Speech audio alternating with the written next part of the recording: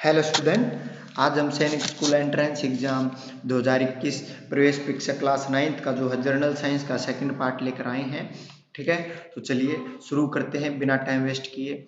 और जो सैनिक स्कूल के क्लास 6 और 9th के फॉर्म 20 अक्टूबर से ऑनलाइन अप्लाई होने जा रहे हैं। तो चलिए, और मैं आप लोगों को एक बात और बता दूं, सैनिक स्कूल के 9th क्लास का जो एंट्रेंस एग्जाम होगा उसके लिए हम आपको सैंपल पेपर वगैरह सब कुछ मटेरियल देंगे, अगर आप हमसे हमारे दिशाएं कोचिंग सेंटर से जुड़ते हो तो चलिए सेकंड पार्ट शुरू करते हैं।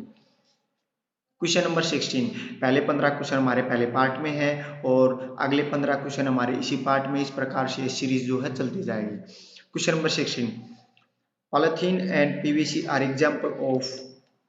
पॉलीथीन और पीवीसी इसके उदाहरण हैं। Option A bio option A biodegradable substance, thermosetting plastic, thermoplastic. Option D rayon. Which is the correct answer? बताइए करेक्ट आंसर कौन सा, ए बी सी या डी? चलिए अपना आंसर जो है चेक करते हैं। Correct answer thermoplastic.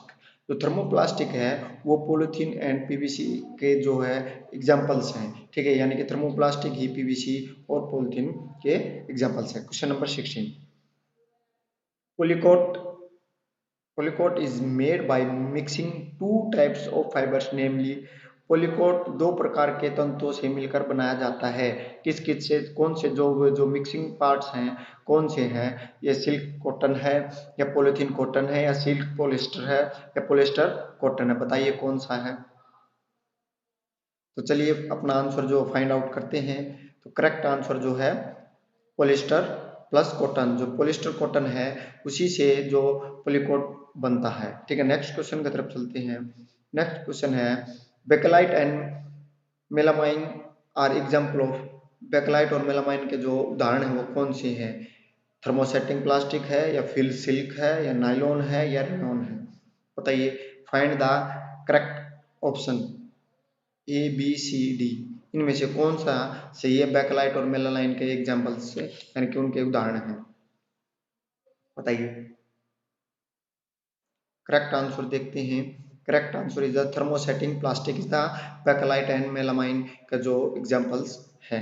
Next question की तरफ चलते हैं। Question number 19, the crops which are grown in rainy season are called.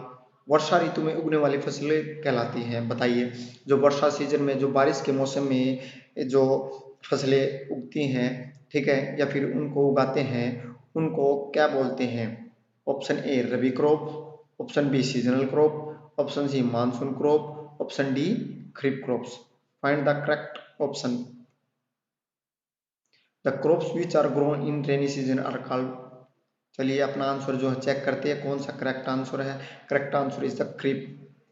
Correct answer is option D is the right answer. Creep crops जो है वो रेनी सीजन में उगती हैं। ठीक है, नेक्स्ट क्वेश्चन की तरफ चलते हैं। Question number 20, rabi crops are grown in dash season. Rabi फसलें डैश मौसम में उगाई जाती हैं। तो बताइए कौन से मौसम में जो है रबी क्रॉप्स उगाई जाती हैं?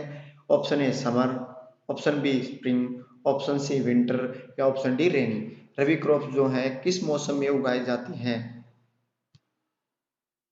वर्षा के मौसम में, सर्दियों के मौसम में, गर्मियों के मौसम में, स्प्रिंग के मौसम में? तो बताइए। चलिए अपना जो आंसर है करेक्ट आंसर फाइंड आउट करते हैं। Correct answer is winter. Winter के सीजन में जो है रबी फसलें उगाई जाती हैं। नेक्स्ट क्वेश्चन की तरफ चलते हैं। Question number 21, nowadays seeds is sown in the field using। अब एक दिन बीज का उपयोग करके खेत में बोया जाता है।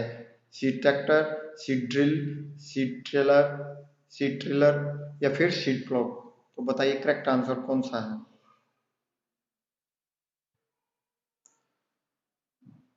nowadays seeds is sown in the field using. तो करेक्ट आंसर फाइंड आउट करते हैं कौन सा correct answer. Correct answer is seed drill. कौन सा है? Correct answer is seed drill. ठीक है, नेक्स्ट क्वेश्चन की तरफ चलते हैं। Question number 22, which of the following description is true for describing fertiliser. उर्वरक का वर्णन करने के लिए निम्नलिखित में से कौन सा वर्णन सही है? तो बताइए जो फर्टिलाइजर है उसका एक हम अच्छा वर्णन किस प्रकार से कर सकते हैं इन चार ऑप्शन में से।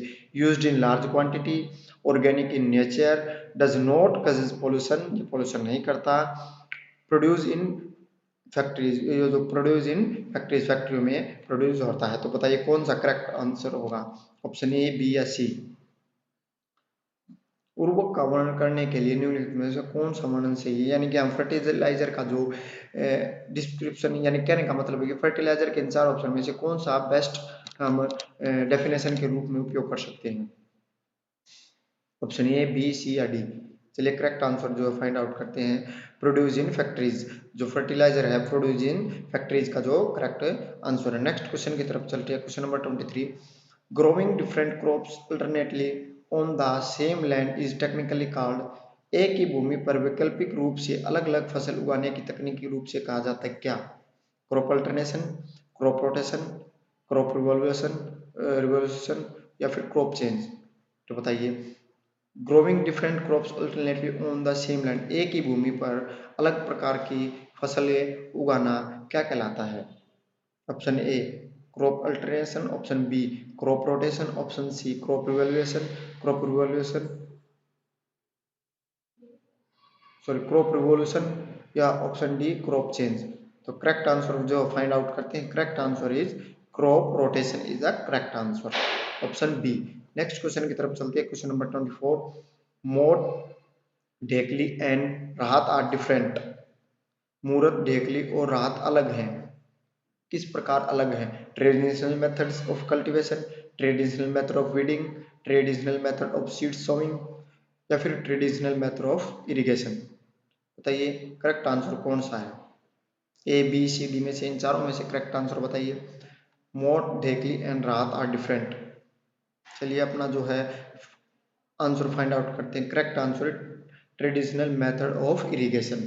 जो मूरत, ढेकली और राहत अलग है, किस प्रकार से हैं, traditional method of irrigation. Next question की तरफ चलते हैं। Question number 25, disease like polio and chickenpox are caused bye.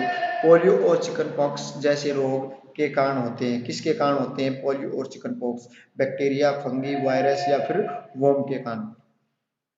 बताइए तो पोलियो और चिकन पॉक्स जैसे रोग हैं किन के कारण होते हैं, बैक्टीरिया कारण, फंगी के कारण, वायरस के कारण और फिर वॉर्म के कारण। नेक्स्ट बताइए इन चारों में से बताइए किस प्रकार यानी कि किसके कारण जो पोलियो और चिकन पॉक्स होते हैं किसके कारण होते हैं, बैक्टीरिया, फंगी, वायरस या फिर वॉर्म के कारण। चलिए अपना जो है आंसर फाइंड आउट करते हैं। Correct answer is option C, virus के कारण ही एक जो है पोलियो और चिकन पॉक्स जैसे जो डिजीज है वो होते हैं। नेक्स्ट क्वेश्चन की तरफ चलते हैं। Question number 26, example of multi cellular micro organism are. बहुकोशिकीय सूक्ष्म जीव के उदाहरण हैं। Algae bacteria, bacteria fungi, bacteria virus या फिर अलगी एंड फंगी। जो मल्टी सेलुलर माइक्रो ऑर्गेनिज्म है उनके कौन से उदाहरण हैं, एग्जाम्पल हैं।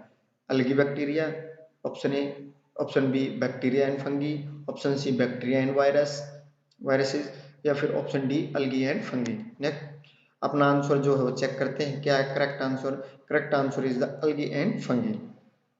ठीक है, algae and fungi is the correct answer. Next question की तरफ चलते हैं। एक common preservative used in jam and pickles. जो जाम और अचार में इस्तेमाल किए जाने वाला एक आम प्रिजरक्षक है क्या।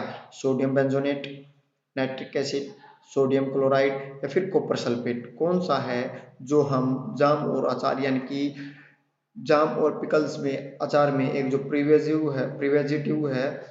प्रिवेजेटिव जो जिसको आसानी से हम यूज कर सकते हैं, कौन सा है। नेक्स्ट चलिए अपना आंसर जो चेक करते हैं। Correct answer is option A, sodium benzoate जो है जाम यानी कि और जाम और अचार में हम इसका इस्तेमाल कर सकते हैं। नेक्स्ट क्वेश्चन की तरफ चलते हैं। Question number 28, lactobacillus is commonly found in. आमतौर पर लैक्टोबैसिलस किस में पाया जाता है।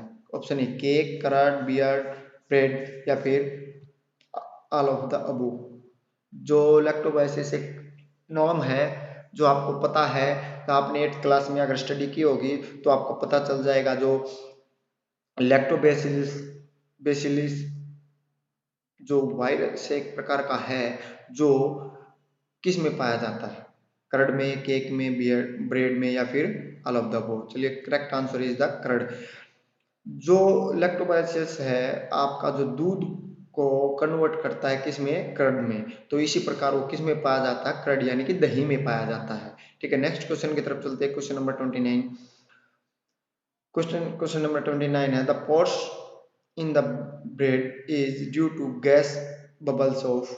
ब्रेड में छिद्र गैस के बुलबुले के कारण होता है। तो बताइए किसके कारण होता है? ऑक्सीजन के कारण, नाइट्रोजन डाइऑक्साइड के कारण, नाइट्रोजन के कारण, कार्बन डाइऑक्साइड के कारण।